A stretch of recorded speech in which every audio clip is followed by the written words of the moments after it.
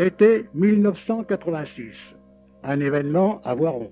Par-ci, par-là, de grosses billes de bois sont déchargées sur la chaussée. Est-ce un barrage? Un mouvement de protestation? Une manifestation? Simplement un événement. Ces troncs de tilleuls vont devenir chefs-d'œuvre artistiques. Bernard Legrand, adjoint aux affaires culturelles, en sera le commentateur.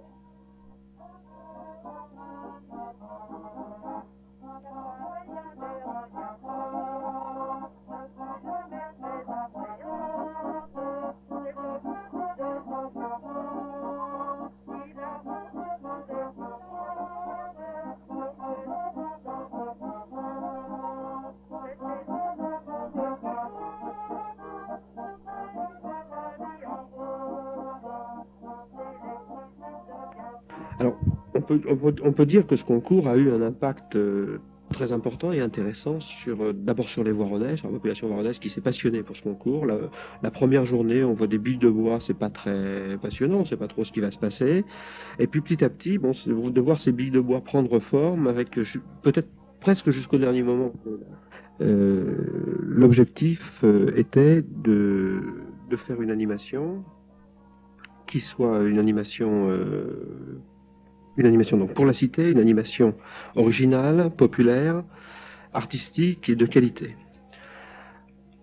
Et puis un deuxième objectif, promouvoir un art majeur, la sculpture.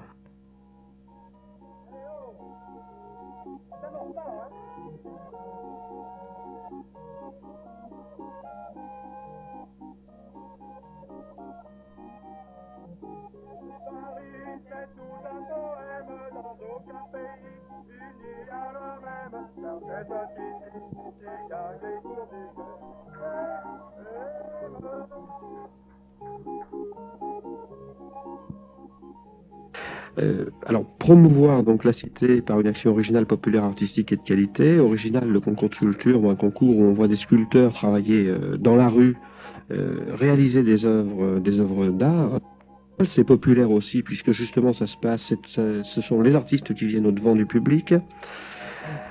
Et puis la qualité, mais la qualité c'est le résultat des œuvres. Je pense que là tout le monde était d'accord pour dire que les œuvres étaient d'une grande qualité.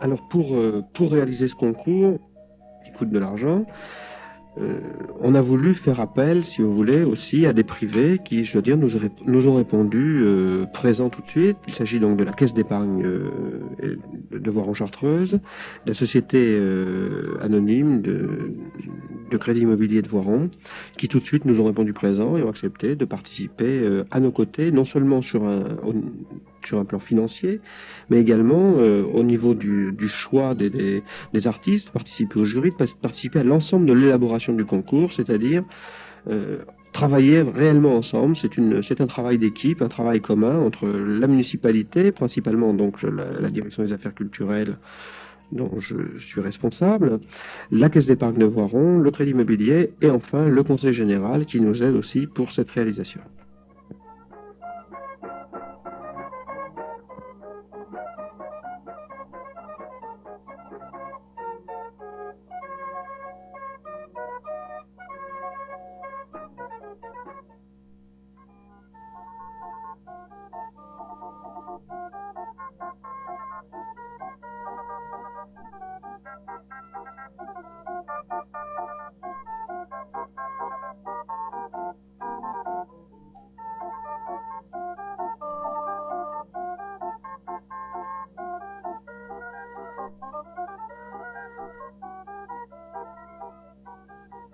Donc je pense qu'au niveau des Voironnais, ça a été un impact important, puisque la soirée de remise des prix, qui devait être une soirée privée au Grand Angle, je veux dire, à la demande de la population, on a été obligé d'ouvrir les portes du Grand Angle, et la remise des prix s'est faite devant un millier de personnes qui étaient venues, je dirais, spontanément.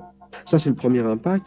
Il y a un impact pour la ville qui est certain aussi, puisque, compte tenu de l'originalité de ce concours et de sa qualité, on en a parlé dans les médias, on en a parlé dans les médias régionaux, bien sûr, Dauphiné Libéré, et tous les journaux locaux ou régionaux, les radios locales, mais on en a parlé aussi au niveau national. France Inter a parlé de ce concours, FR3 a parlé de ce concours, est venu filmer ce concours. Et ça, je pense que c'est aussi, on peut dire quand même que c'était une réussite de ce côté-là au niveau de l'impact.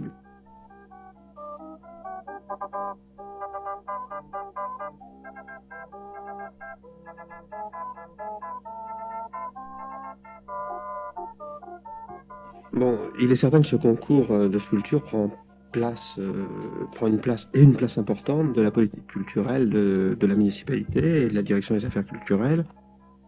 Alors, il y a tout un environnement, si vous voulez, à mettre en place, et les Amis des Arts à Voiron sont là pour ça, et s'y emploient, un environnement donc artistique qui se fait déjà avec les expositions de peinture, avec le salon, avec un certain nombre de manifestations.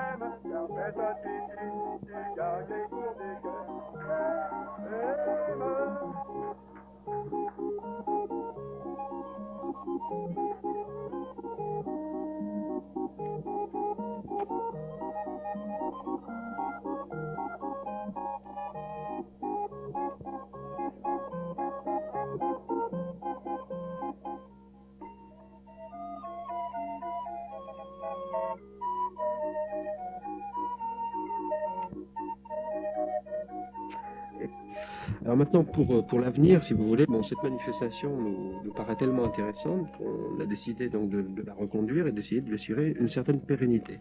Peut-être que l'année prochaine, nous pourrons envisager de passer à un nombre plus important de sculpteurs et faire de Voiron, pourquoi pas, une espèce de capitale de la sculpture sur bois.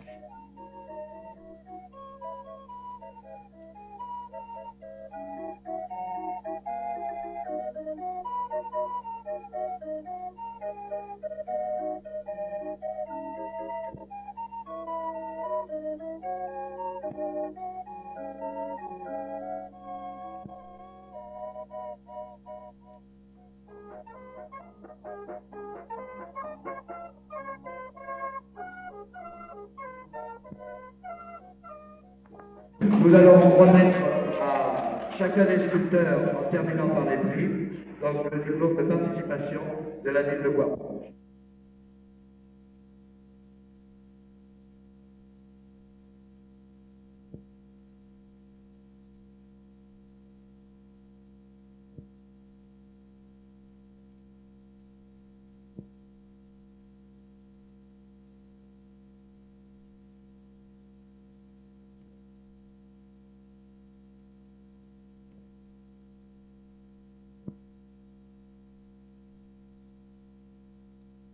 prix dans le prix du public remis au stand numéro 13, Bernard Ney, Christian Vanier et Louis Magnifique.